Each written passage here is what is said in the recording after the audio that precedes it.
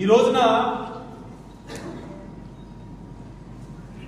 ఈ online transactions కాకుండా cash transactions ద్వారా కల్తీ మద్యాన్ని అమ్మి అడ్డగోలుగా రాష్ట్ర ప్రభుత్వం ఖజానాకి గడ్డి కొట్టి అన్యాయంగా సంపాదించిన డబ్బు లెక్క బయటకు వస్తా ఉంది.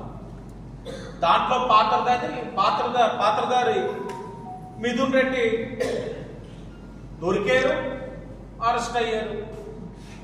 సూత్రధారి ఎవరన్నారు కూడా మన అందరికీ తెలుసు, మాటికి జగన్మోహన్ రెడ్డి.